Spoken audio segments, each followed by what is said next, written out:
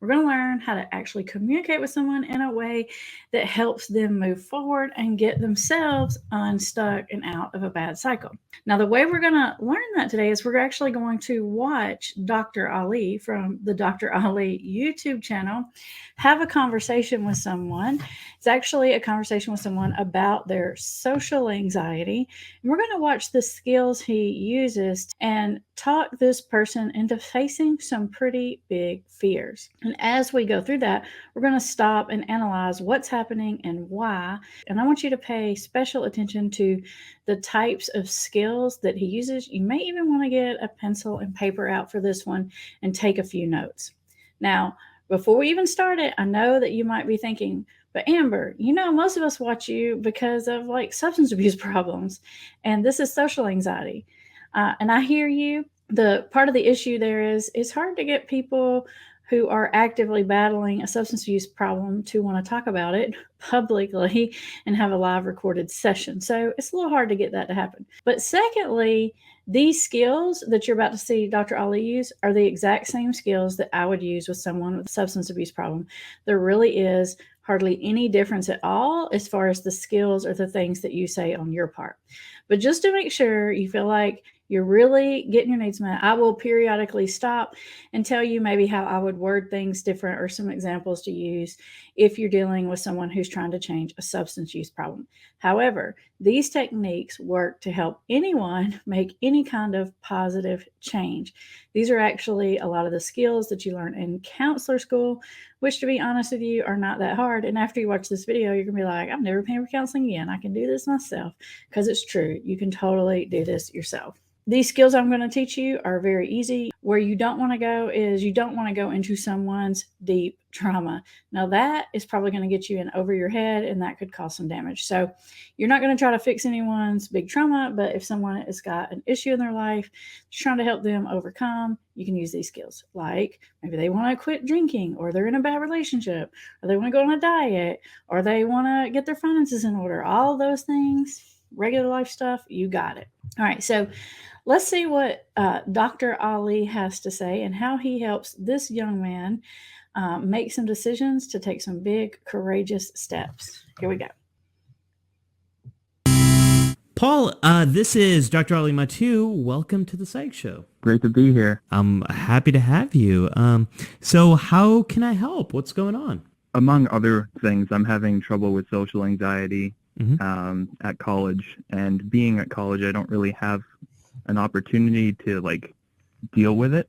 I'm going to therapy on campus that's provided for us, but it's not very helpful for what I need it to be.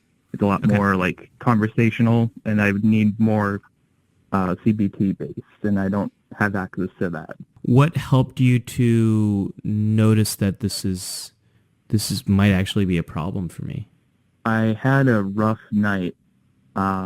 Just a bunch of random inconvenient things happened, and I just kind of had an anxiety attack.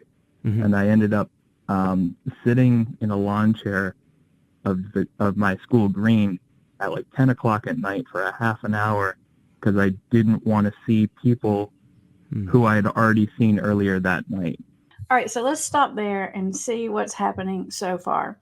The first thing that's very important here that I want you to pay attention to and notice is right out the gate, what we had was this young man, brought the problem up to Dr. Ali.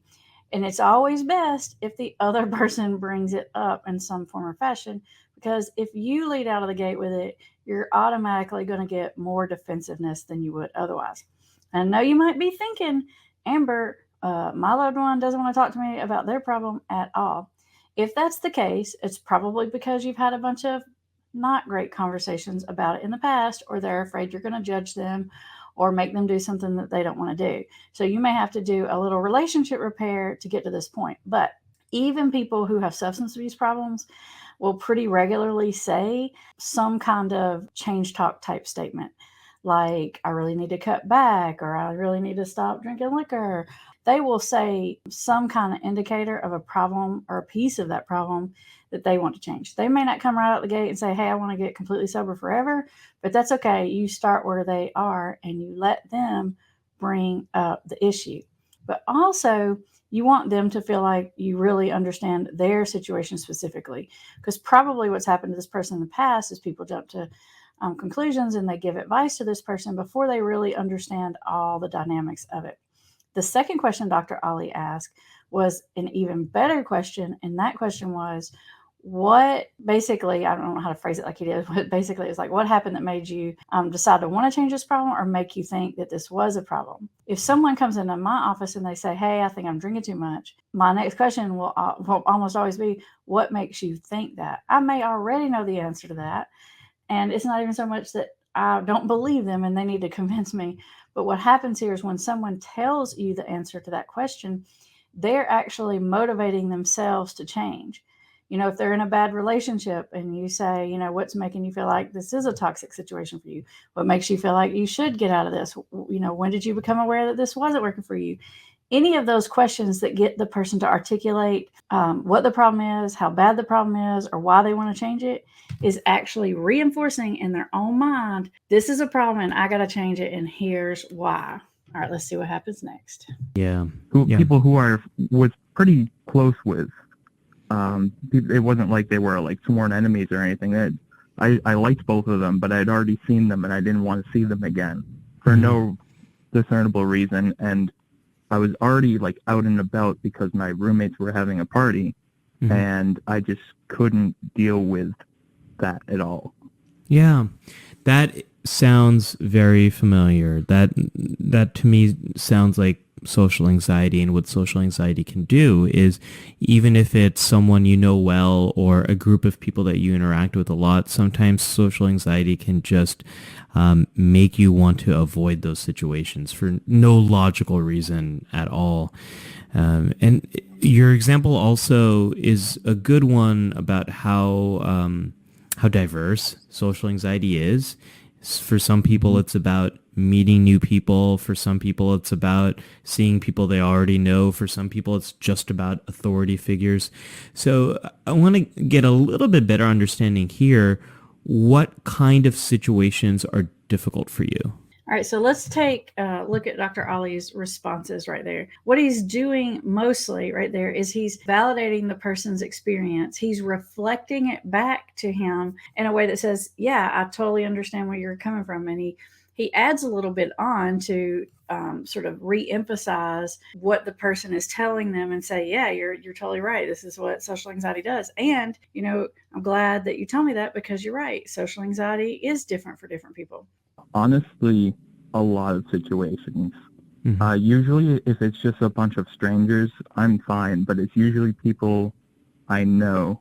But it could be any sort of relationship. It could be friends, colleagues, teachers, even really close friends sometimes. I just don't want to see them. And I have a very intense feeling in my chest when I see them, and I don't want to see them, and I just kind of freak out and try to not be seen, which is difficult because I'm a big guy. What was the last time that you remember really feeling this? Like, is there an example that you're very comfortable sharing with me? It's not necessarily. So I want you to also be paying attention to not just what Dr. Ali is saying or asking, but also look at his nonverbals. Even though this person isn't even in the room with him, he's sending strong nonverbals of, I'm listening, I'm thinking about what you're saying, I'm paying attention, I'm present, I'm in the moment with you. And I'm not just sitting here thinking about what piece of advice I want to tell you. I'm actually trying to understand your situation. And then he's asking for this example. Asking for examples is always helpful, because a lot of times someone will tell you something and you think you get it, but when they give you an example, you get it on a deeper level. And I always find can I have an example question super helpful. In fact, a lot of times when I ask it, I'll say, can you give me a few examples? And the reason I do that is because I'm looking for pattern inside the examples. Really a recent example, but more of a recurring example. Sure, that works. I have a single in my suite, so I live in a room by myself. But my roommates spend most of their time in the living room, whereas I spend most of my time in my room. But my roommates are very loud, and when they get very loud, and I can hear them, I feel uncomfortable, and I feel uncomfortable leaving because if I have to walk out of my room, I have to see them. So if I have to go somewhere, I'll just often put it off or even just skip it. Right. There have been nights where I've just not had dinner, or I've had like a granola bar or cereal in my room instead of going to get food, because I just don't want to deal with walking out of my own room. I'm really sorry, Paul, because that must be so difficult, because that could happen every night. Yeah, I try to not be in my room early enough. So like I try to be out and about, so I have to go get dinner from there. So yeah. But that's also can be inconvenient because then I have to be out of my room. Right, and this is how social anxiety can it can so limit us, and in some ways it can make you feel imprisoned in so many ways. What are you? So I just want to stop right there and help you or draw your attention to the fact that what's happening here is he's mixing an empathy statement also with a reflection statement. Now, he's not reflecting his words back exactly, but he's reflecting back the point or the sentiment. And I love that he used the word imprisoned, because if you're really paying attention to what this guy is saying and how listening to it, you can have an idea about what he might be feeling. And I think this word imprisoned is like the perfect dead on word to use. When you can do this, it shows that you understand them, which is like a next level of active listening kind of statement. And it really helps people feel heard and understood, which is going to help them tell you more. Afraid might happen when you do hear your roommates and you want to go out of the room? What do you get concerned might happen if you do that? I don't even know. It's just kind of like my body shuts off. My brain shuts off, and it's like you can't deal with that right now. Reasonably speaking, the worst that's going to happen is that maybe they're a little intoxicated and they say something dumb. Not hurtful, not mean, just dumb. And then I just kind of look at them and leave. Like there's no situation where I'm actually going to get hurt during this, and I know that, and I can say that confidently. But when this comes up, I can't get that thought out. It doesn't make sense in the moment. And when you say you can't get that thought out, which thought are you referring to? Okay, so let's stop and take a look there. This process of having this person tell you what his fears are, that's the question Dr. Ali asked was, what's your biggest fear about it, which is going to have the person really identify for you what their roadblocks are, which can be very helpful because you're going to know why are they not overcoming this hurdle already. And just by asking this young man this question, you see the young man is even able to tell you, like, I know this is irrational. Like, I know this bad thing I think is going to happen isn't going to happen, but it's this feeling about it that I'm dreading. It's not the actual outward scenario that could happen. It's the feeling that I'm worried. For example, it's kind of like what he's saying is kind of like, I always say I will ride some roller coasters, but not other roller coasters, because it's not that I'm afraid I'm going to die. I'm not afraid I'm going to die at all. I just don't like that feeling of topping that first big hill. Just that little feeling right there. I don't like the feeling. I'm scared of having the feeling. And that's what this guy is saying, which is super helpful. And then Dr. Ali, he's jumping right in here to a clarifying question. What are you afraid might happen? Get the rational thought of they're not going to hurt me, like to overcome the feeling of dread that I have. Yeah, that makes sense. That makes sense to me. And it makes sense because it doesn't quite reflect your experience. I mean, your experience is these social situations have been dreadful in terms of how you feel. You feel that dread inside of you. And regardless of what actually happens, it feels so aversive. You mentioned before that you've probably experienced social anxiety for a very long time, if not your whole life. I just want to call attention to when this young man tells Dr. Ali, like, what's the roadblock? Dr. Ali doesn't go into, why that roadblock shouldn't be there or how to overcome that roadblock. All he does is validate why the person feels that way. He validates that person's experience by using reflective statements and empathy statements, which is very effective. Notice there's been no suggestions so far, and there actually won't be any suggestions for a little while longer, which is super important to pay attention to.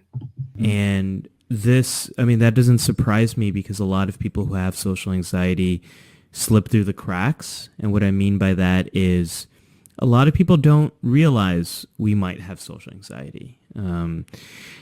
For example, you go through, you do your schoolwork, you kind of go through the motions, you're not causing a lot of problems, and so the social anxiety isn't really getting picked up.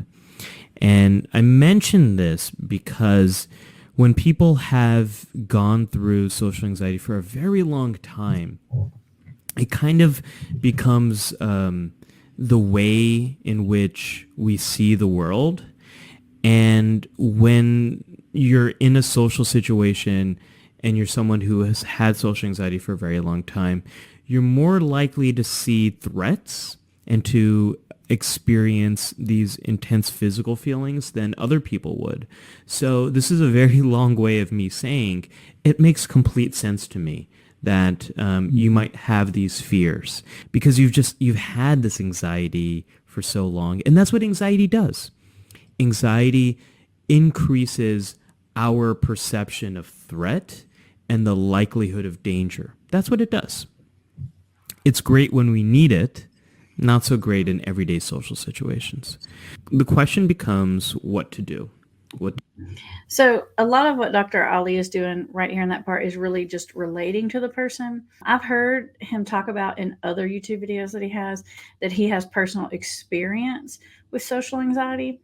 And it would be really easy for him to launch into a story about something that happened to him or bring his experience into this.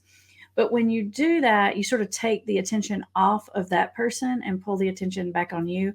All you're really trying to do is relate and say, and sort of communicate that I get you. However, what Dr. Ali is doing is he's taking his personal experience and he's articulating how relatable those feelings are without making it about him. He's just saying, yeah, because it feels like this. And then you worry about this. And then this thing happens. And then, and so he's using that personal experience to relate and communicate, but not necessarily pulling the attention off of the other person. To do about this. I'll do the stereotypical therapist question here. If I had a magic wand and if I could kind of wave that wand and change things, what would things look like? How would things be better for you? I think I just would be able to go about my day, interact with who I want, not interact with who I don't want to, and just be at peace with that. What would really improve your life right now is if you were able to engage with the people you want to engage with on a daily basis. That's what we're talking about. Okay, so right there, 3 really important things happened. So I want to highlight them for you. The first thing Dr. Ali did is he preempted the question he was about to ask. I think probably the clinical term for that is meet the resistance. I call it say it before they think it. So anytime I'm about to say something that I think someone's going to have a wall up against, I'll just say what I think their thought might be before they do. So what he said, I'm about to ask you a really stereotypical like counselor question. And I use that one a lot in my sessions, or I might say, I'm going to ask you a million questions. Feels like interrogation. I'm really sorry. Here's what I'm trying to do. You say it before they say it. Or sometimes I'll say, this is probably going to be the dumbest question you ever heard, but did this happen or that happen? And what happens is when you ask something that you think someone's going to be like, why are you asking that? Or that seemed cheesy. They don't have that thought because you've already had it for them. And then that's removed and they can hear you better. Secondly, the thing that's happening is what he's actually asking here is, what's the end goal? How would your life improve? What would be better? Which is super important to ask because now he's collecting the 3 important pieces once he gets this answer. He's got what is the problem? How does it work specifically for him? He's got what is standing in your way? What is the roadblock for you personally? And then he's about to find out the 3rd huge chunk of information, which is why do you want this to be better? And what will your life be like when it is better? Having someone articulate that takes their motivation inside and ramps it up. Because not only does Dr. Ali need this information, the real magic is happening because when the person is communicating this to him, his own motivation is coming forward. He's telling himself why this is such a big problem. He's telling himself, like, how that there's this roadblock, but he knows it's a silly roadblock and he needs to overcome it. And he's telling himself, my life would be so much better if I stopped. You see how Dr. Ali got him to say all that? Normally, what happens when you have a normal conversation with someone, you just want to speed up the process. We can get impatient. And when I say you, I really mean us, me too, because when I'm not in my clinical mind, I do the same things. And we want to say all those things and skip the part about pulling it forward from them. But that is where the magic happens. That is actually helping them. It's not just helping you understand, it's helping them make the decision for change. Yeah. Okay. And who are some of the types of people? I mean, you don't have to mention names, but are we talking friends, professors, suite mates, it sounds like? Yeah, I'd say all of the ones you mentioned. Even people who I wouldn't necessarily consider friends, but more of an acquaintance that I might want to get to know better. People that I know. A lot of the people that I know are good people, and I want to be able to talk to them. Okay, so here's the good news. The good news is you live in a place where you have a lot of opportunity to practice this. Some people who might watch this video might be in a situation where there isn't a lot of people around them or any easier opportunities to do that. So that's the good news here, is in the college campus kind of environment, you've got a lot of opportunities to do that. So what just happened right there is, after Dr. Ali's listening to all these three pieces, he's extracting positive information and he's reflecting that back to him. Because now that he's got the motivation building by having him articulate all those things, by saying this to him, he's actually saying, and here are some strengths and some assets and some things that are going to make it easier for you. Ways that I might do this, if it were a substance abuse client, is I might say something like, well, the good news here is, like, you know exactly what the problem is. You've actually had some success before. You even know what you need to do. And it sounds like you're ready to do it. Man, you're like 10 miles down the road further than most of my people when they come in here. They don't even know they have a problem. And the person will sort of smile and light up. And it kind of helps to build them up and feel stronger. And so whenever you're listening, always be listening for the strengths the person can pull on, whether it's about themselves or their situation or their insight or their willingness, and reflect that to them. And that's going to help them have the strength to make the changes. You mentioned CBT in the beginning, and the main CBT technique here to help you is exposure therapy. The way exposure works is it's about helping you to be in situations so your mind can learn what it needs to be able to move forward. So me telling you everything's going to be okay, it's not going to work, because that's not your lived experience. What your lived experience is being in these situations and feeling that dread, feeling that awful feeling, or maybe being concerned that something bad is going to happen. So what we have to help you with is to help you get experiences that are different. And the only way to really do that is through exposure. So I want to point out something right there. I can almost, I don't even know, but I'm going to almost guarantee, I'm going to go on a limb here and guarantee for you that Dr. Ali knew that the solution to this person's problem was going to be exposure therapy from the beginning, because he knows that that's what you do to fix this problem. But look how far we are into this conversation before he ever brings that up. I want you to realize exposure therapy is a fancy way for a clinical fancy way to say you're just going to have to face your demons. It's literally like the hardest thing ever. And he waited to bring that in because he wants the person to feel heard and understood. And he actually does want to understand the specifics about what that person is dealing with. And as he's listened, he's built a level of trust and rapport and understanding with that person. So he's kind of like, I call it plowing the ground to be ready for the seed. And very intelligently, very strategically, he didn't just go in, well, you're going to have to do exposure therapy because that's what fixes this. He linked it back to something that the young man said at the very beginning, which was, he said, I need CBT. And Dr. Ali says, the best CBT technique. So it's basically saying, yeah, you're right. This is what we need to do. And then he's throwing in the big cat daddy of like, and this is what we're going to do, this big hard thing. But he's linking it to something the person said, and you can't do that without actually listening to them. Now, if I were to ask you about those daily relationships and the ones that a place where you want to start making some change, which relationship, which situation, which person would it be? I'm not really sure. It's a tough question. So the way I would think about it is, if you could improve a relationship in your life, who would get you the greatest? What relationship would get you the most bang for your buck? Or another way to think about it is, what's the most pressing social situation to improve?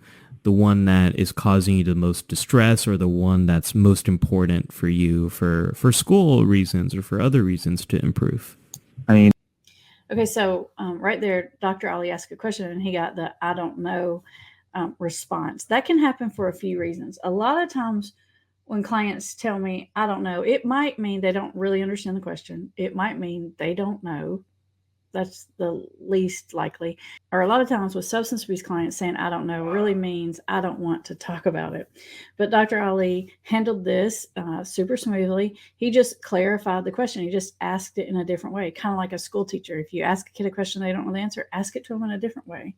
Another skill you can use if you run into the I don't know is give multiple choice. You can say, for example, like, would it be easier to do this with peers, with teachers, with coworkers? You're giving some examples. And sometimes one of those examples will grab onto the person. But even if not, it will spark their own answer. And a lot of times I'll give some examples. I'll say, or like none of those, something totally different. So like leave a C or a D, other or whatever, so they can fill in the gap there. This is a whole other issue, but like there's this one girl that I've been meaning to talk to, who I'm interested in. And do you see Dr. Ali's eyebrows go up? Because he's like, there it is. There's the big motivator.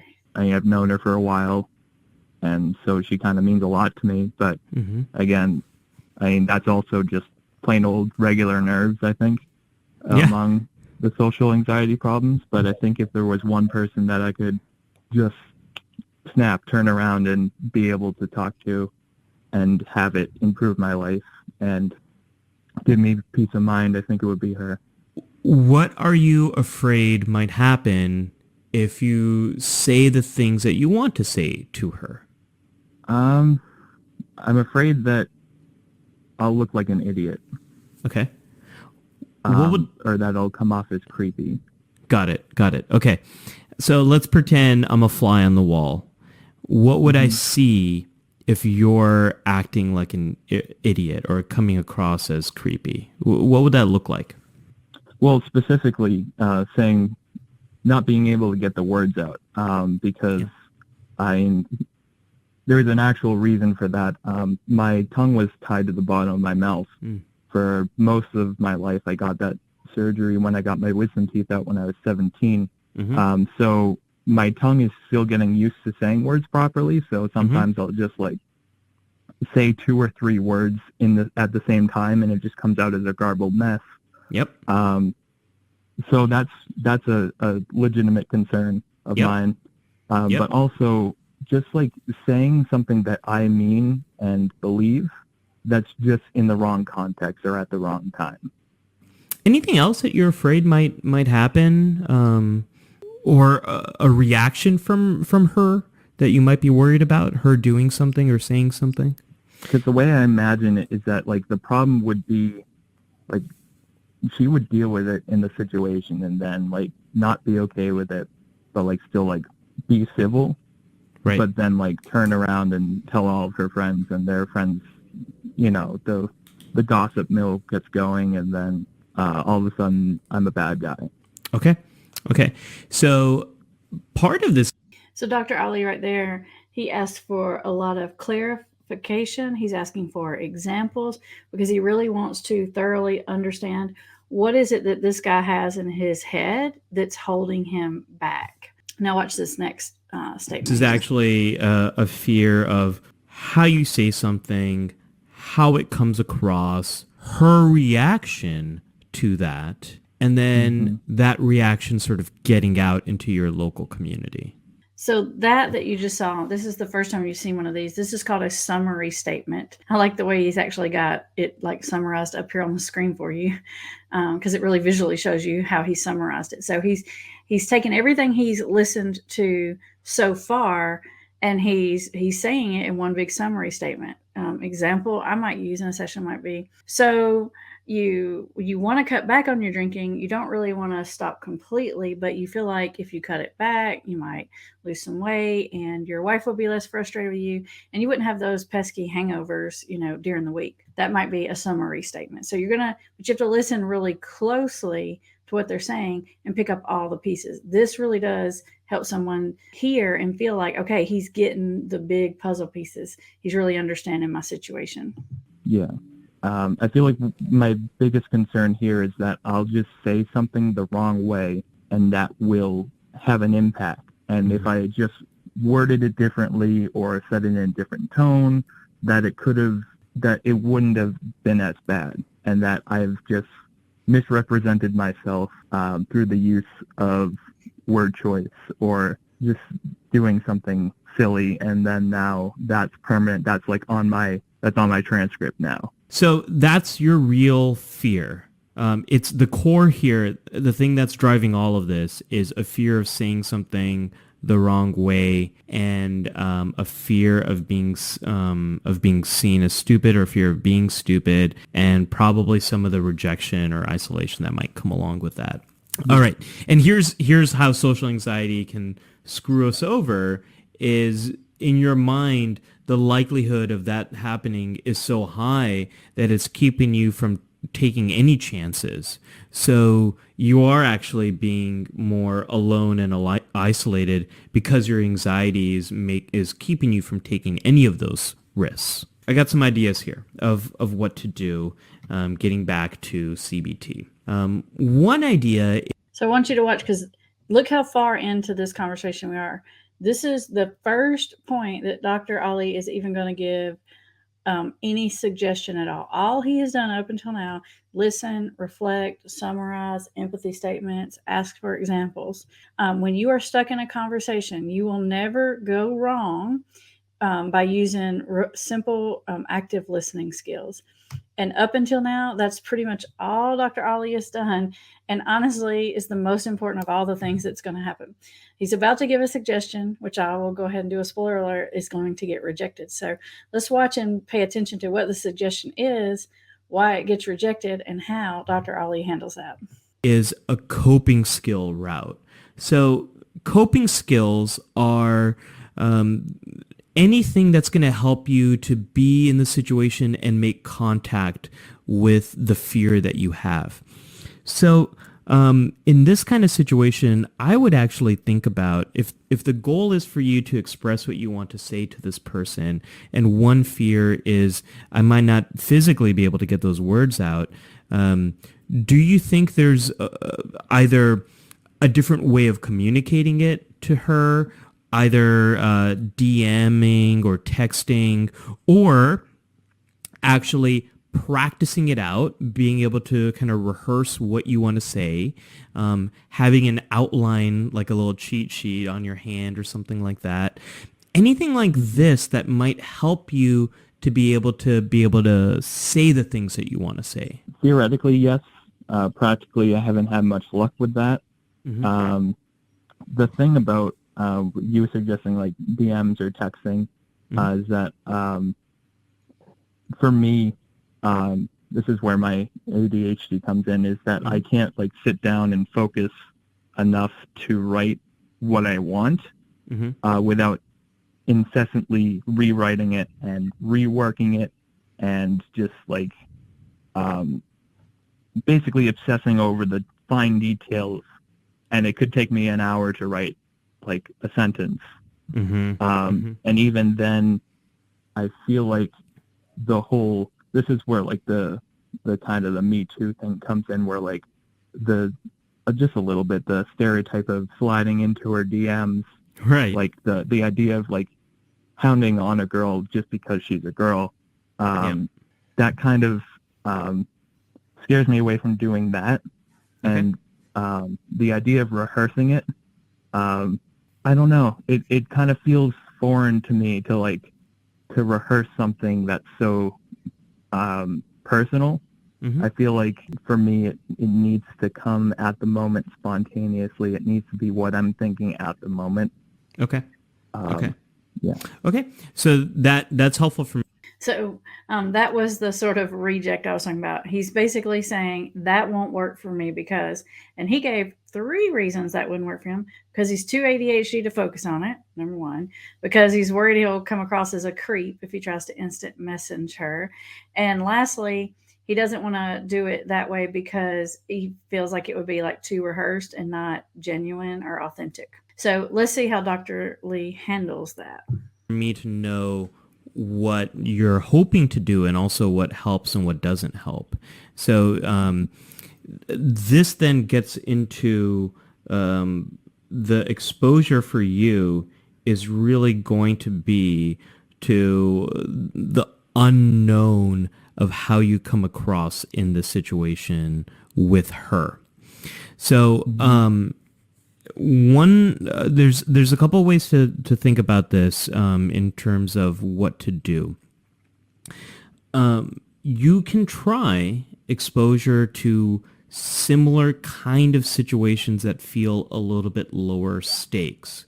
So for example, if there's someone else that you want to express something to, you could try practicing that with the goal of trying to get contact with these fears of being stupid or fears that I'll say something the wrong way. Are there other people that you might have the same kind of fear with, but could feel like it's lower stakes than this girl that you want to talk to?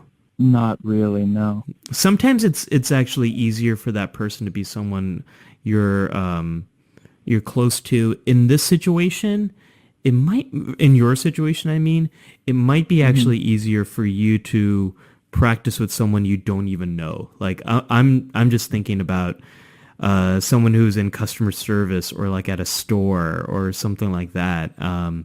Would that be a little bit easier? That just opened up a ton of different ideas. Oh, yeah, hit me. So yeah, absolutely. I mean, there's this kid that plays the piano in the lobby of. Don't you like that? So Dr. Ali, when he got the reject, instead of trying to go back and reconvince him on that suggestion, he just let that suggestion go. The person had 3 reasons why that wasn't going to work. Obviously, this person has thought about that or they've tried that. So Dr. Ali comes up with another question. And what he does this time is he comes up with maybe a less scary proposition, a smaller ask. How this might work with somebody who has an addiction is, you might say, how would you feel about stopping for, 30 days or 2 weeks? Or how would you feel about not going in this situation, this summer or something like that? Something that's more doable. Offer something else and see how they respond to it. And sometimes they'll grab right onto your idea. And sometimes just giving the idea prompts them to have their own, which is exactly what happened right here in this situation. He's like, oh, yeah, that gives me some ideas. And you could see Dr. Ali's face light up when he said it, because that's what you want. If it comes from them, it's way better even than if it comes from you, because they really know themselves best, and they know what they're more likely to do and what's going to work for them. So let's see what this young man comes up with. My building every day, and he sounds great. I've been meaning to tell him that because I am also a pianist. Yeah. But I just never get around to it. So oh man, Paul, I think we're onto something here. So giving compliments to someone is a big social anxiety exposure I love to recommend. And there's a couple of reasons for this. One, it can be pretty anxiety provoking for a lot of people who have social anxiety to give a compliment because you're kind of putting yourself out there. But number two, another reason why I like that as an exposure is because giving an authentic compliment about what someone is doing or what someone has chosen to wear, not like, you don't want to compliment people on like, unlike their things that they don't have choice over, like for example, someone's height or their eye color or things like that. You do want to compliment people on things that they have chosen or things that they've practiced, like this person who plays a piano, perfect example. So it will actually help you to be able to better connect with other people. So could this be a first exposure you could do where you could share exactly what's been on your mind in the moment, authentically, just like you want to do with that other girl, and then share it with this person, and then maybe even say something like, I've been wanting to tell you this for so long because I've really enjoyed hearing your music and I play piano too, but I've just kind of been anxious to share that. Like some version of that. What do you think about that? Okay, so there's a couple of really good things that happen here. The first thing that Dr. Ollie did was really sort of get excited about and validate the person's idea. So if someone says something to you about, well, I think this might work, or I'm willing to try this, then you add on to that and say, oh yeah, that's actually a really good idea, and here's why it's a really good idea. So you're validating that, and that's making the person even more excited and more motivated to do it. And then this next thing that happens right here is really smart, because Dr. Ali's not going to stop with just the idea. He's actually, what he's doing here is he's asking for a commitment. He's asking the guy to say, yeah, I'm going to do that. I'm going to practice with the guy that plays piano. This is especially important when it comes to dealing with some of the substance use problem, because their windows for, I call them little moments of clarity, their windows are not open very long. And you will hear them all the time say, like, I need to change, I want to cut back, blah, blah. But if they don't put a plan in place, commit to an action step, nothing is going to change. So right here is Dr. Ali's way of asking for a commitment to do this exercise. I think that could work. Okay. So I would start there. And here's what I want you to do to make this a real good learning experience. And this is bringing in memory science with clinical psychology and exposure therapy. Before you do that, you can write this down on your phone. Write down what do you think is going to happen. And don't try to be rational here. Just kind of go with what your gut is telling you. What do you think is going to happen? And then write down 0 to 100%. How much do you believe that that's true? Like, I'm afraid he's going to ignore me or not hear me, or he's going to think I'm stupid, or he's going to roll his eyes, or he's going to say, oh, thank you, that's really nice for you to say. Like, write down those things. Mm-hmm. And then do the exposure, and part of the exposure is going to be, part one is to share authentically how you actually feel about his piano playing, and then part two is actually to share, I've wanted to tell you this for a long time, but I've really been anxious to tell you, and then really pay attention to what happens with those two things, and then after the exposure, write down what actually happened and if your fears came true or not, and how do you know? Mm-hmm. Okay. Now, that thing that Dr. Ali just asked him to do is actually a very good sort of teaching tool. What he's trying to do is reinforce this new learning. So he's asking him to write down what he thinks is going to happen, and then to kind of come back and say what did happen. Because as a person does that more and more, it's going to reinforce in this person's head, like, it really isn't nearly as bad as I think. Because when he's in the moment and he actually practices it, he probably will feel just as anxious as he always feels. Excuse me. So he'll be paying attention to that feeling again instead of what's really happening. So by asking him to write it down, it's going to call his attention to this positive aspect or this different aspect over here, which is going to bring that more into the forefront and sort of solidify that in the learning process, which is a great, I think, clinical move. That might come across a little weird if you are just having a regular people talk. What I want you to do is write this down, write that down. That's going to come across as weird, bossy, or controlling. So I probably wouldn't do that in a regular conversation. It works here because this is like a professional and he's seeking advice from this professional. So you can say, here's what I want you to do. Just kind of weird in a regular. You could instead say, if somebody agreed to do something, you could follow back up with that and say, what was it like? Was there anything, really great that happened? Was there anything that surprised you? You can literally just ask them the questions to call their attention to certain aspects of what's happening, rather than give them like the homework assignment. And then I want you to actually repeat this in different kinds of situations. So let's actually use the benefit of people that you don't know don't produce a lot of anxiety. Let's use that as a starting place to get you more contact and understanding with these fears. I'm just going to share with you some of the things that I've assigned to my patients in the past. So going to a cash register and paying with the wrong amount of money. Nowadays, a lot of people don't pay with cash, but so this would be something like you're buying a stick of gum. Or you don't buy one stick of gum. Who buys one stick of gum? You're buying a pack of gum.